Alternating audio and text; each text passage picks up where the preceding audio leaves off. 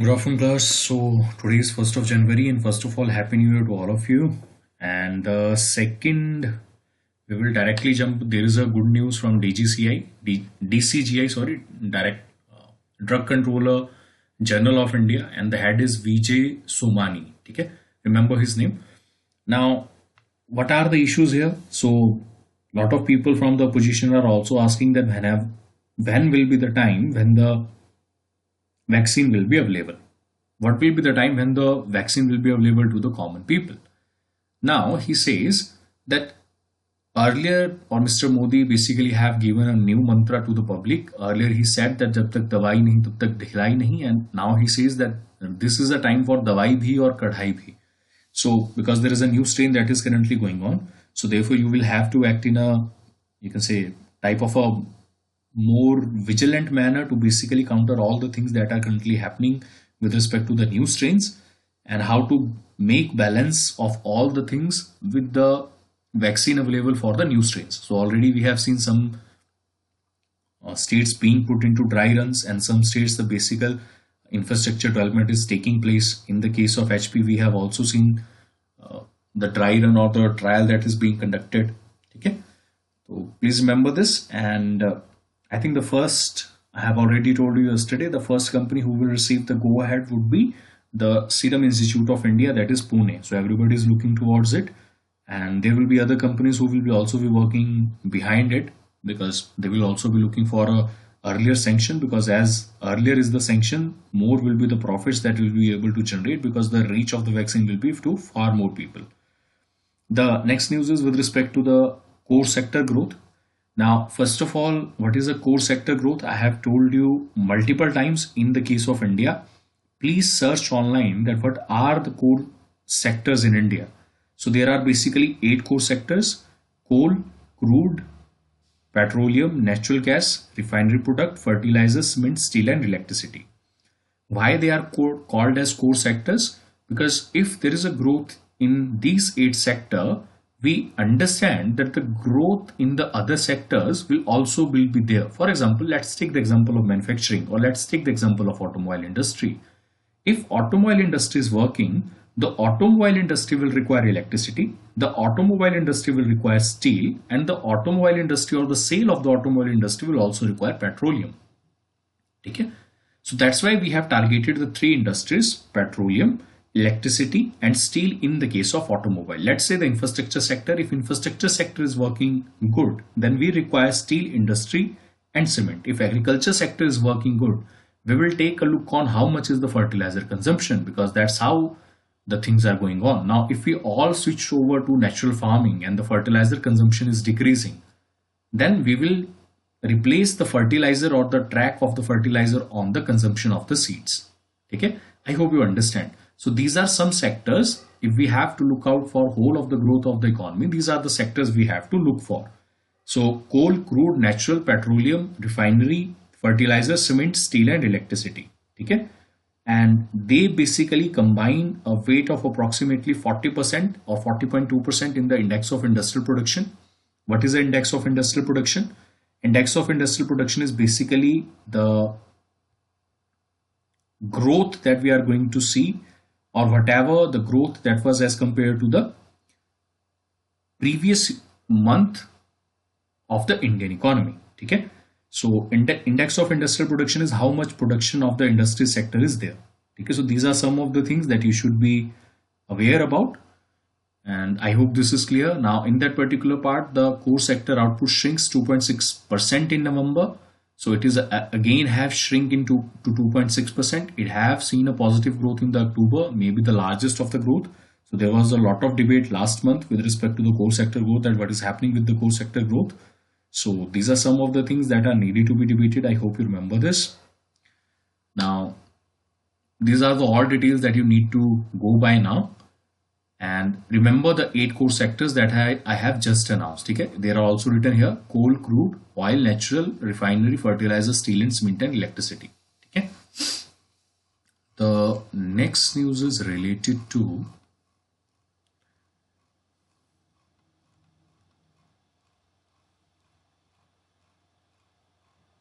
ending the deadlock. Now, this is again with respect to the farmers. So I hope you remember what is the issue here. The 4 points that the farmers has put forward, the Indian government have said that we cannot abide by them. And what are the 4 points that they have already said? They have said repealing of the farm laws. What are the three farm laws? The Farmer Produce Trade and Commerce, repealing the AMC. The second one is the Farmer Empowerment and Protection, Agreement on Price Assurance and Farm Services Act. Then we have Essential Commodities Act. Now, farmer says that all the three laws should be repealed. This is their first demand. The second demands that farmers have put forward is the decriminalization of the stubble burning. The third demand that they have put forward is with respect to the electricity bill that was going to be proposed. And the fourth demand that they have proposed is the legal right of the MSP.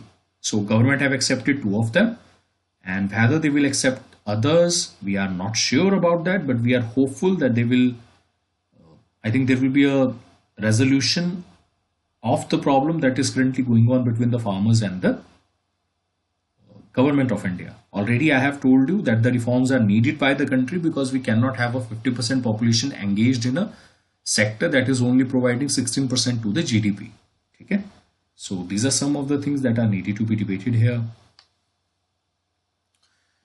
The next news is a leopard count with a missing benchmark number. Now this is a criticism of how the leopard census was conducted in India, and then he provided his own experience that how the government or the analysts who have basically conducted a leopard survey have ruled out a proximity or have ruled out a direct observation with respect to the population of the leopards in the country.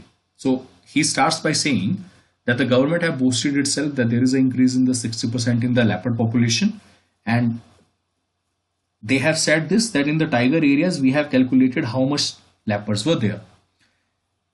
So he criticized, first of all, the government says that there are approximately 13,000 leopards that are available in the area where the tigers were existing.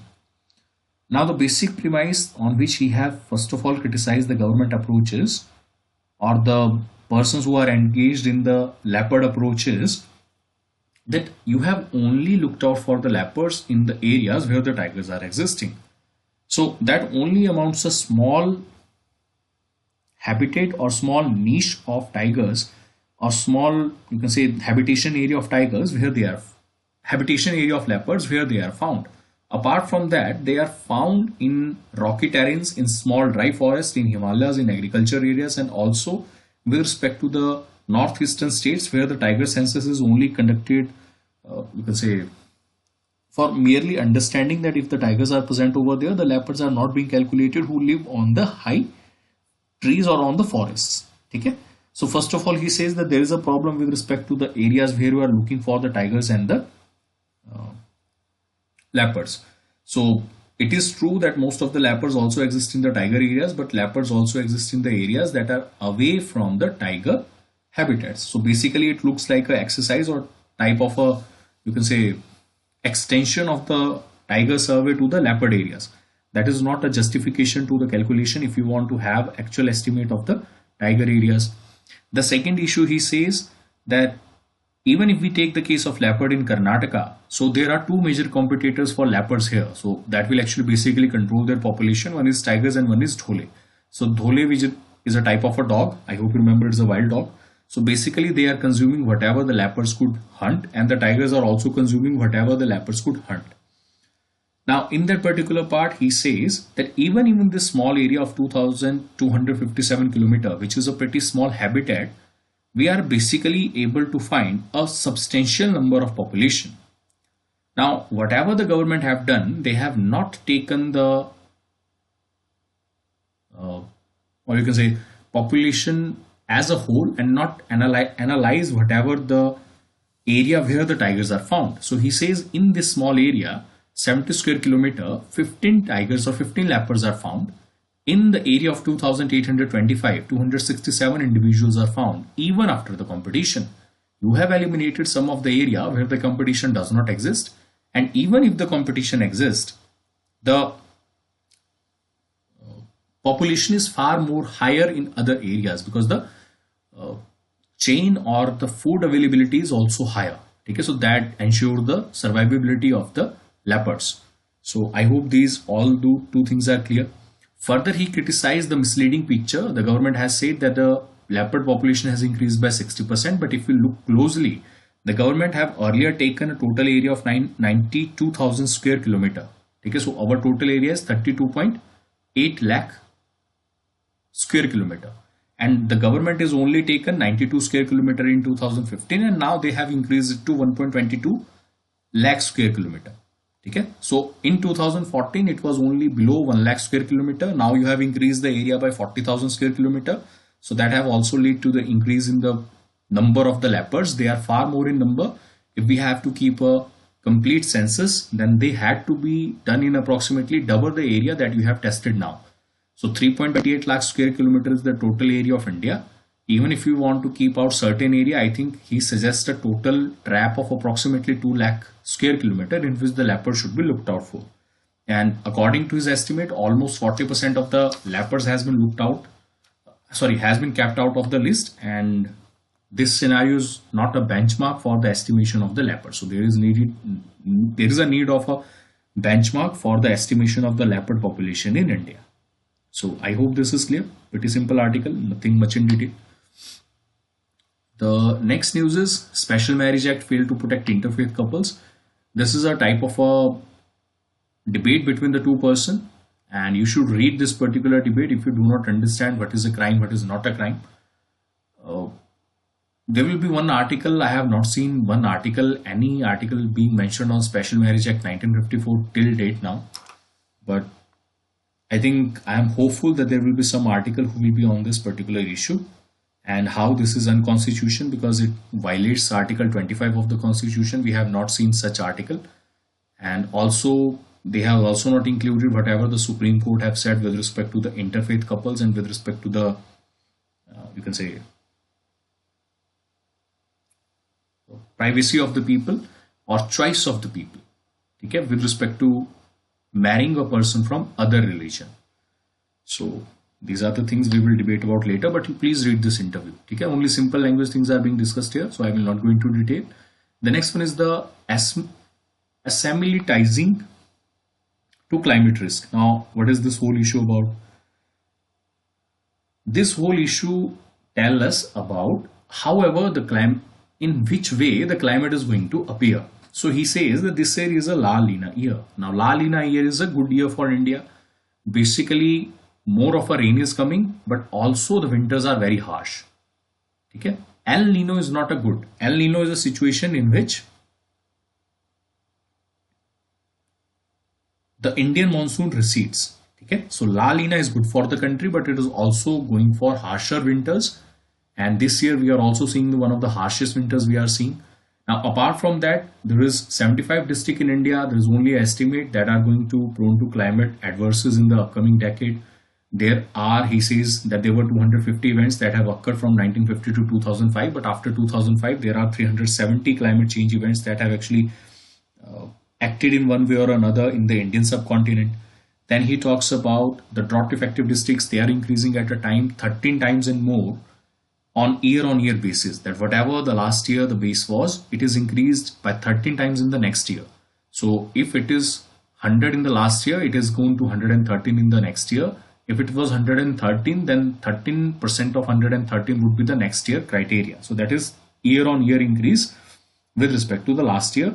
So they are also increasing. Now he says the cyclone frequency has also doubled. Then there is a climate ambition summit that was conducted under the leadership of the UN Secretary General, who have said that this is a make it or break it situation. If you are going to basically sit down and talk and debate about the issues that are related to the climate change, we would be able to basically comprehend and manage the climate change. But the countries are not looking forward to it, and therefore it is a concern for all of us. Okay, so this is what he said. Now, what are the things that we can do? So he basically highlighted the various measures that India is currently going on. The major objective or the major thing that he said, first of all, we should run a de-risking mission. Now, what is a de-risking mission? A de-risking mission is a type of a strategy that is put in place so that the lives of the people that is affected by the climate change could be saved, or the people who are on the risk for suffering the climate change should be saved. The second, he talks about the resilient infrastructure and the governance system that should be put in place to take about the or take a hold on the issue that what to manage and what not to manage. He talks about the democratization of the local climate change problems. Basically, we have NDMA and SDMA. He says that National Disaster Management Authority and State Disaster Management Authority, we have to look down further. You have to look down to district disaster management authority or even the regional or the block level based management authority, because whatever the local materials, whatever the local people can manage in a disaster, because they are well knit with one another, they can help in a larger way as compared to the National Disaster Management Authority and the State Disaster Management Authority. Then he talk about going for the traditional solution to the problem that are upcoming with respect to the climate change, because the traditional knowledge that we had in India for the maintenance of the climate change should also be needed to be worked. Okay, so these are some of the things that he talked about. Then we talk about the coalition of disaster resilient infrastructure. He says that India is still a permanent chair of disaster management authority, so we should be talking about this and take a lead in with respect to the making a type of infrastructure that is, you can say, a type of resistive to the climate change. Okay, apart from that, he says that whenever we talk about climate change, we need to have a climate risk atlas in which where the risk of the climate change would be higher, the atlas should be prepared so that the facilities, or you can say the amenities that are needed to be provided, should be kept in near proximity. So as soon as the disaster hit the particular area, firstly we should try to mitigate it. If we are not able to try to for the mitigation, then we should basically provide them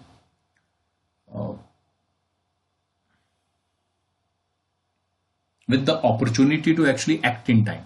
Okay? So these are some of the things that have been debated here, and finance is one of the major things that is currently debated, but I don't think that this particular finance problem is going to be solved anytime soon. Maybe when Mr. Joe Biden will come to the presidency, he is very keen about the climate change, so maybe he will do something that will set a type of a motion in the world for basically providing everybody with an equal chance to survive in the particular world in the times of changing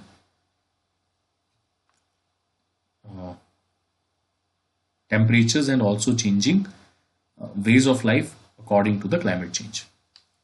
So I hope this is clear. Kerala passes resolution for the appeal of the farm law. Already there have been multiple resolutions, so I will not go into detail. I hope you understand what is the resolution and what are the authority of the state assemblies to pass a resolution against the central authority. So they can act in their own manner, in their own purview, but whether the law that has been passed is still being debated, that whether it was under the authority of the state government or under the authority of the central government, that is still being debated. ठीक है, तो इस बात को ध्यान रखिएगा. Further moving on,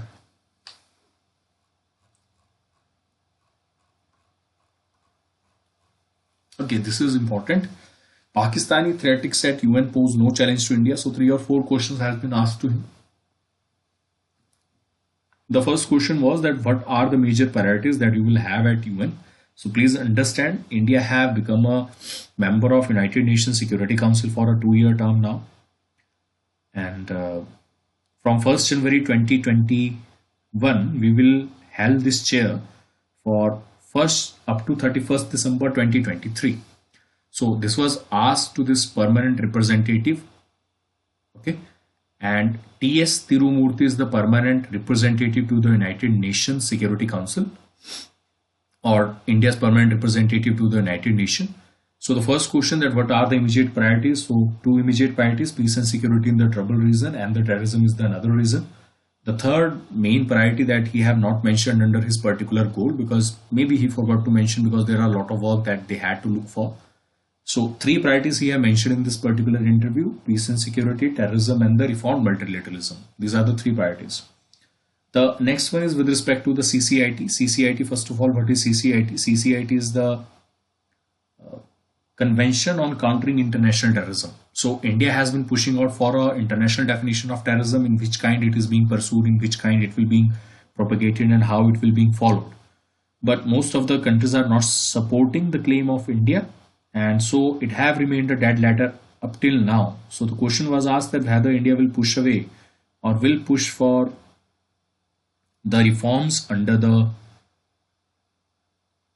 CCIT. So government or the T.S. Turumurthy, the representative of India at the United Nations, have said that of course we are looking into it. We want that the government or the international organizations and the countries should come to a point where they could agree on the various issues with respect to the terrorism, or could frame a law against the terrorism or the international terrorism that is being committed. The second, another question that was asked, is whether you will pursue the 1267 committee report on Al Qaeda and Jaish. So 1267 is a type of a terrorist organization. First of all, you need to understand the background of the report 1267. 1267 is a report that relates with anything that is related to Osama bin Laden. This has been started by United States of America, and I have already talked about 1267 report, in which we tried to link uh, Zakir ur Rahman Lakwi and Masood Azhar, that they are linked in one way with or another way with a or an organization called Al Qaeda. Al Qaeda was the organization of Osama bin Laden, who have attacked on the Twin Towers in 2001 in the American state. So anything that is related to Osama bin Laden is termed as a terrorist activity under the 1267 resolution, and we are looking to place Jaish, that is the organization of Masood Azhar, and other who the mastermind of the 2611 attack, also with respect to the 1267 list. So if they get uh, involved in that particular list, they will have to answer to the international sanctions, or the Pakistan will have to answer to the international sanctions. So that is the one priority that he have listed. Another question that was asked to him is with respect to the China and India, because China is a permanent member of United Nations Security Council, and India, the question has been asked whether the spillover effect that is happening between India and China will be getting its brawl to United Nations Security Council, because the same similar thing could have had happened with respect to SAARC. So that's why it was a genuine concern. In the SAARC nations, whatever be the debate between Pakistan and China, Pakistan and India, most of the countries have said that the regional priority has taken a backseat, and the bilateral trouble between Pakistan and India have taken a front seat, which have led to the jeopardization of the any further negotiation in the SAARC nations. I hope this is clear. This could be the similar fashion in the United Nations Security Council, because these are the two big economies, and of course we have also divided support in the United Nations Security Council. USA is in favor of us, Russia will play a neutral role, France is in favor of us. Okay, so these are some of the countries who are in the United Nations Security Council. So there is a lot to be debate now. The another question that has been posed to him is the reform of the United Nations Security Council. I hope you remember there are 15 members. In those 15 members, 5 are permanent members. 10 members are elected from the General Assembly. From every region, the seats are allocated to every region. Now, as the seats are allocated, India and South Asia has 2 seats. Okay, or not to the Indian South Asia, but the South Asia or the Asian continent has basically 3 seats, and the African continent has 2 seats. Okay, so this is how they are being divided among them. The division is not important. Just remember that every 5 members are elected every year. So 10 members in total are elected, but 5 members are elected every year for a 2-year tenure. India will start its tenure from 1st January 2021 to the 31st of December 2023, and India, Japan, Germany, and Australia, these are called as G4, and they have been asking for the reform of United Nations Security Council on the backdrop that there are certain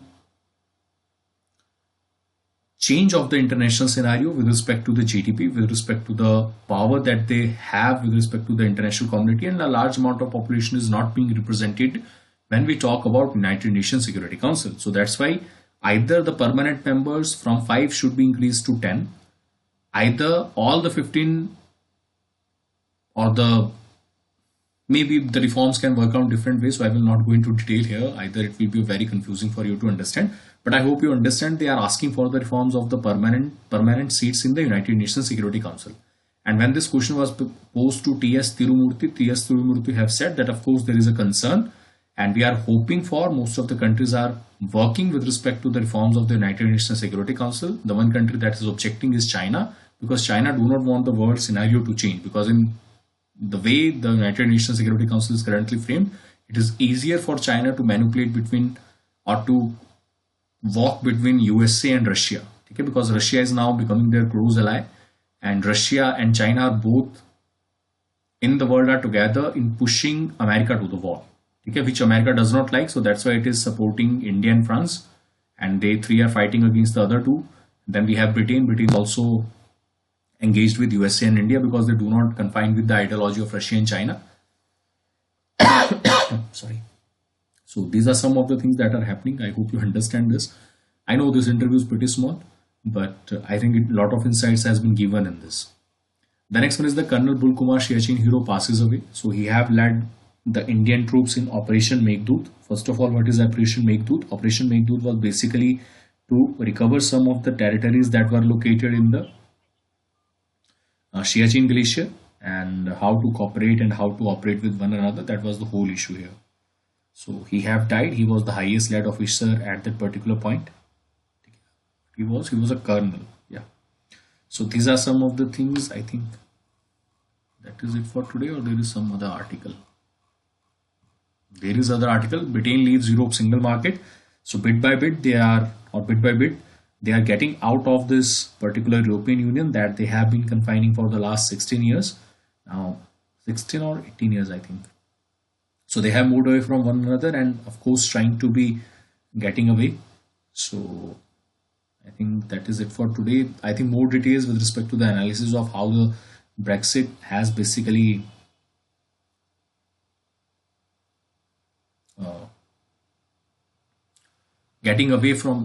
Britain is leaving European single market. So whenever there will be an article that will be coming on the total detail with respect to the Brexit from European Union, we will be talking about in detail what affects the relation between the two, how it is happening, what is the Schengen agreement, what is different type of a Paris treaty. So there are 3 or 4 treaties that are included in that. We will also talk about that. Okay. So I think that is for today, or there is another article. No, there are 2 another articles. The first one is the fiscal deficit that is shot up to 135% of the target. First of all, what is the fiscal deficit? So I hope you remember, government present every year with the budget, and what is important with the budget is, in a developing economy, it is expected that whatever the budget government will present, the government will provide a deficit budget. So what does we mean by a deficit budget? A deficit budget is that budget in which the expenditure is more as compared to the income. Now you will ask me, if the expenditure is more as compared to the income, from where the money will come? The money will come from the loan the government will be taking by issuing the bonds in the market, or by taking loan from the major financial authorities. Okay? So these are some things that are being debated here. Now further moving on,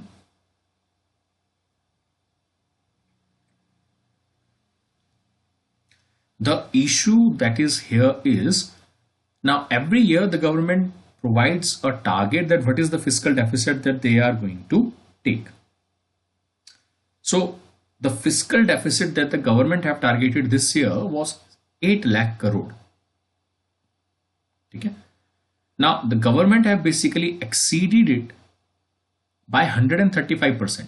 So 100% would be equivalent to 8 lakh crore, but we are 35% more to whatever the deficit that was there. So 8 lakh crore is the deficit. We have already shot up it to 135% in the 8 months. That is definitely going to increase. So basically the money will be more dearer. The government will not be providing major, because it will have to cover the fiscal deficit. There is a responsibility that you cannot take a much loan.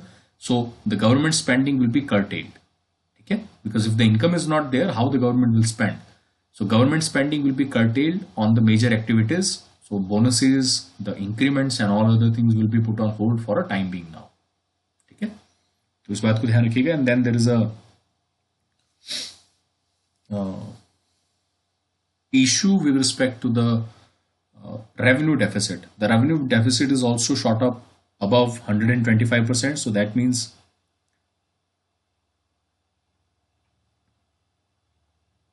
uh, the government is also not able to manage its day-to-day expenditure. So revenue expenditure is also there.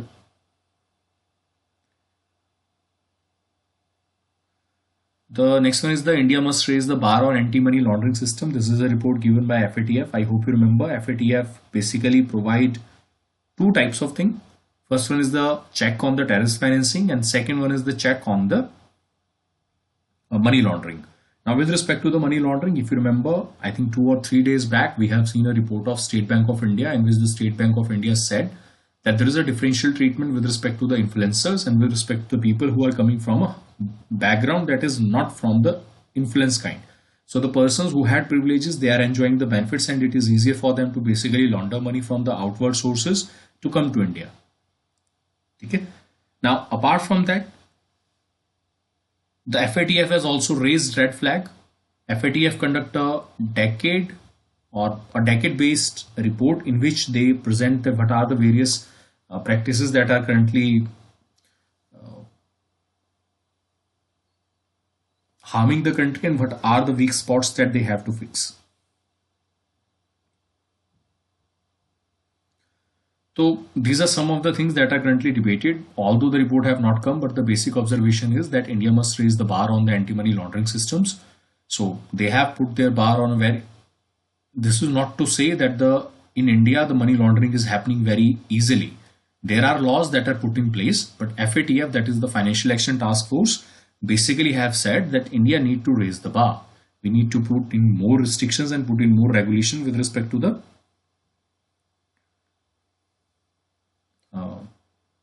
laws that we are currently following. So I hope this is clear. Okay, I think that is it for today. Yeah, so that was it for today.